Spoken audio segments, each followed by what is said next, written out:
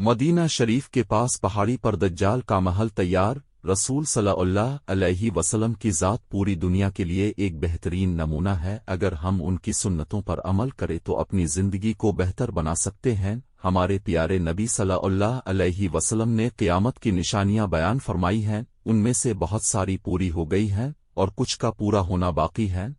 उम्मत मुस्लिमा को हुजूर अकरम सल्लल्लाहु अलैहि वसल्लम की अहादीस मुबारका से दज्जाल के ज़हूर का पता चलता है। दज्जाल का ज़हूर क़ुर्ब क़यामत की बड़ी निशानियों में से है। कारण क़यामत की 10 बड़ी अलामात में से एक अलामत दज्जाल का ज़ाहिर होना भी है।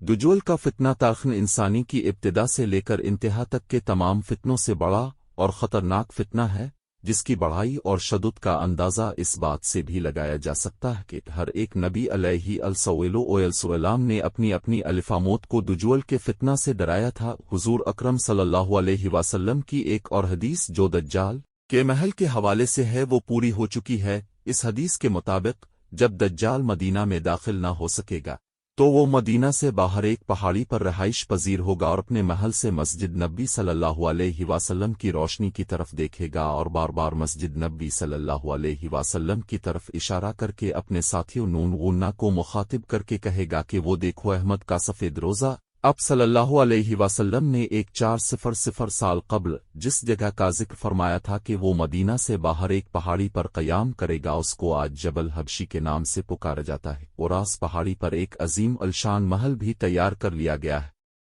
जिसे किंगडम पैलेस का नाम दिया गया है। जब इस महल की तामीर का आगाज़ का आगा तो मजहबी हलकों की जानिब से बेशुमार एतराज़ात किए गए और आस महल की तामीर को रोकने के लिए बहुत इक़दामात किए गए, लेकिन ये सब इक़दामात हवा में उड़ा दी गए और अब इस महल की तामीर बिल्कुल मुकम्मल हो चुकी है। ये महल तामीर के बाद से अब तक वीरान पड़ा है। ये महल जिस जगह बनाया गया वो शारस से दूर बिल्कुल वीरान जगह है। इसको जाने वाले रास्ते इंतहाई कठिन और तकलीफ देह हैं। एक आम इंसान का वहां जाना एक नामुमकिन सा अमल लगता है। इन तमाम बातों को देखते हुए लोगों के ज़हनों को तक़वियत मिल रही है कि ये वही जगह है जिसका जिक्र हुजूर अकरम सल्लल्लाहु अलैहि वसल्लम ने 1400 साल पहले फरमाया था। खलीफ अहादीस में दज्जाल का हालिया बताया गया है। इन तमाम को सामने रखने से दज्जाल का जो हुलिया सामने आता है वो ये है कि दज्जाल एक जवान मर्द होगा, दराज कद और एक आंख से काना होगा और कानी आंख ऐसी होगी जैसे फूला हुआ अंगूर हो, जबकि इसकी एक आंख खून अलविद होगी। इसका सीना चौड़ा और जरा सा अंदर की तरफ धंसा हुआ होगा। दज्जाल की पेशानी चौड़ी होगी और दोनों आंखों के दरमियान उफेरे यानी काफिर लिखा हुआ होगा, जिसे हर मुसलमान पढ़ सकेगा चाहे इसे पढ़ना आता हो या ना आता हो, और उसके बाल घुंघरियाले होंगे। दज्जाल के निकलने से पहले दुनिया की बहुत बारी हालत होगी, जैसा कि अहादीस मुबारके के मज़ामीन से पता चलता है कि इसके निकलने से 3 साल पहले ही दुनिया में आम कहत फैल जाएगा। पहले साल आसमान एक तनहा बारिश और ज़मीन एक तनहा पैदावार रोक लेगी। दूसरे साल आसमान 2 तनहा बारिश और ज़मीन 2 तनहा पैदावार, जबकि तीसरे साल आसमान सारी बारिश और ज़मीन सारी पैदावार रोक लेगी। हुतो के आसमान शीशे का और ज़मीन तांबे की हो जाएगी। इस खुश्क साली के सबब तमाम चौपाए हलाक हो जाएंगे।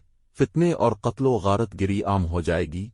आदमी एक दूसरे को कत्ल और जनिला वतन कर रहे होंगे। तब दज्जाल मशरिक की सयामत एक इसहान या खरासान नामी शहर से निकलेगा।